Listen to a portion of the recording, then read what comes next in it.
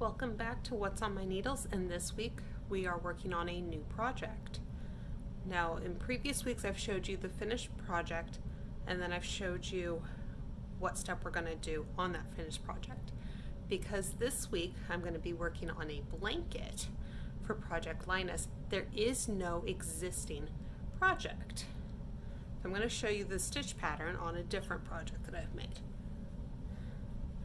This is a trick-or-treat bag that I made, and the basket weave pattern is going to be the one that I'm going to use on the blanket. So in this case it's garter stitch for 4 stitches and stockinette stitch for 4 stitches, and repeat, and 12 rows tall, and then it flips. So 12 rows this way, 12 rows this way. But we're going to start with the cast on, so let me get set up and I will be right back.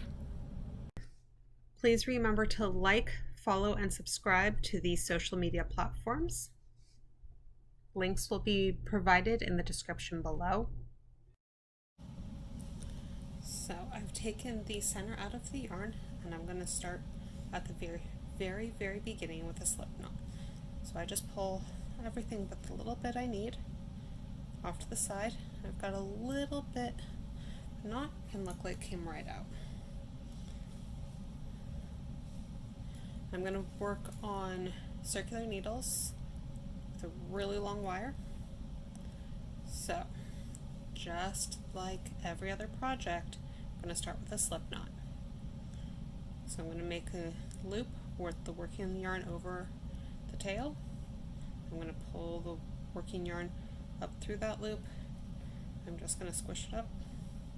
Now I leave a little bit of a tail. Some people say leave longer so it's easier to weave in. That's how long I leave it. And then I move the slip knot onto the needle and snugged it up. Okay. So I do cable cast on or knit on cast on as my standard. So I insert through the front as if to knit, loop around, pull up, and then put the stitch on the needle and then snug it down. Then I enter through the front leg, loop around, pull up into the back, and loop around. Now, a lot of times it's done through the back. I personally don't like it like that, but that is a personal preference. That is not a this is correct versus incorrect. It's just personal preference. There's a lot of things in knitting that are really just personal preference, not because it only works one way. So I'm going to keep casting on. I do want to get a little ways before we end this part of this video, because I want to show you how I keep track of how many stitches I have on needles. So I want to do a couple more. This yarn is a little bit grippier than I'm used to, so it's being a little trickier to work on. But it still works. It's also a slightly finer yarn than I'm used to. Okay, so I've spread out my stitches, and I'm going to go ahead and count. And then I'm going to reach over and grab a locking stitch marker. Now I love these because I can put them anywhere where I need to and they'll just stay. So I'm going to go in between the stitches here. So in between the front leg of this stitch and the back leg of the other stitch. And then I'm going to hook it together. Now I'm going to be casting on 160 stitches, and then I'm going to work back.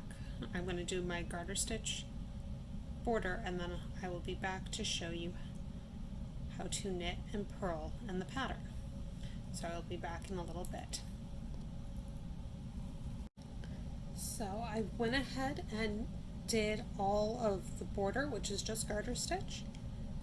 And remember, and I'll show you the pattern again. It's just garter stitch and stockinette stitch, alternating back and forth. So the border on this blanket is going to be garter stitch. So I'm going to slip one like I do for almost all my projects. And I'm going to knit 1, 2, 3. I'm going to purl 3. 1, 2, 3. I'm going to slow this down a little bit so it's a little easier to see what's going on. So I'm going to insert my needle. In this case, the stitch is sitting quote correctly. And if you're picking, you'd have the yarn over left hand and pull through. If you're a right-handed thrower, you would throw like that. I'm a left-handed thrower, so I throw with my left hand.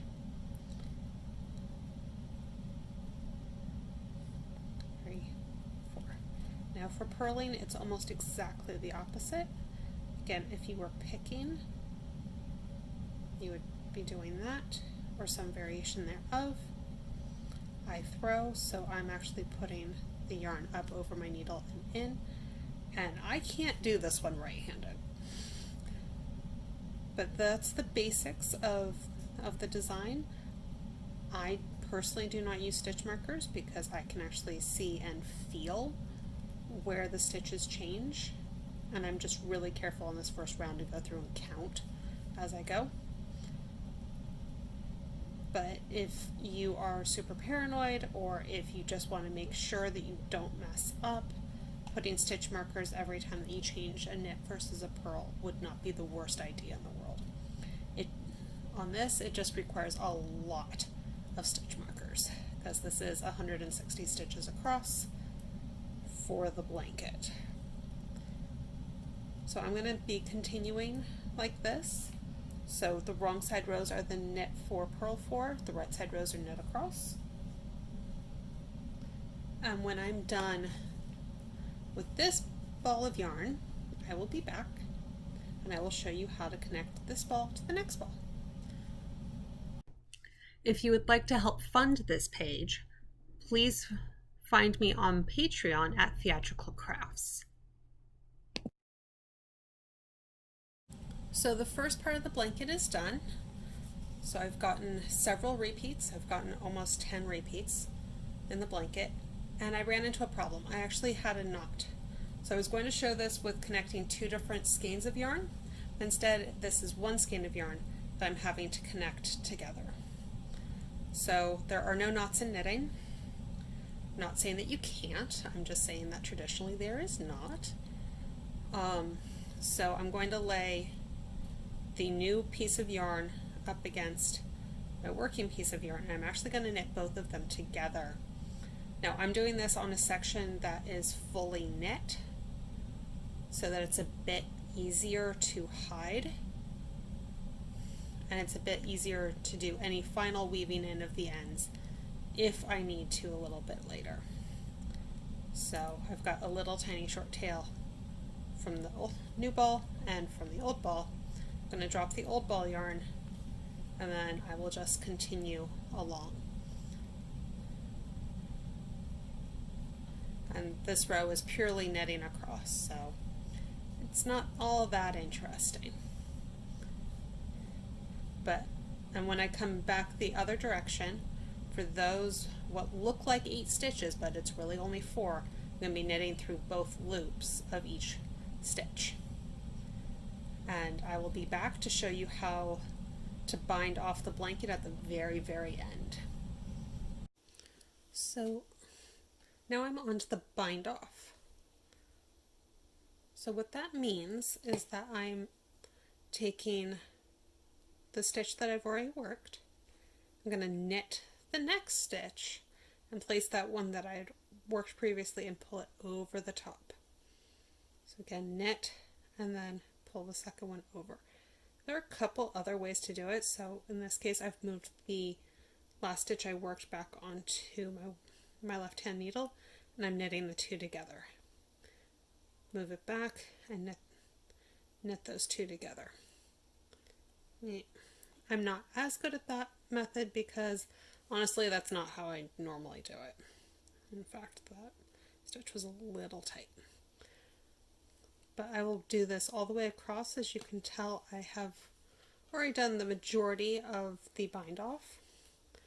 But this is the blanket. This is a roughly 40-inch by 60-inch blanket that will be going to Project Linus. I will go ahead and link my local chapter in the description. I do have stitch markers in here that will be removed before it gets donated. And these were my way of keeping track of how many rows or how many repeats I've done. So these are locking stitch markers, so all I have to do is unhook them like a safety pin and pull them out. And I will do that as one of my very last steps. And that's it. And I hope to see you next time on What's on My Needles. This video was sponsored by Sam Cardenas, my stylist at Color Street. To find a link to my party through her, please check the description below.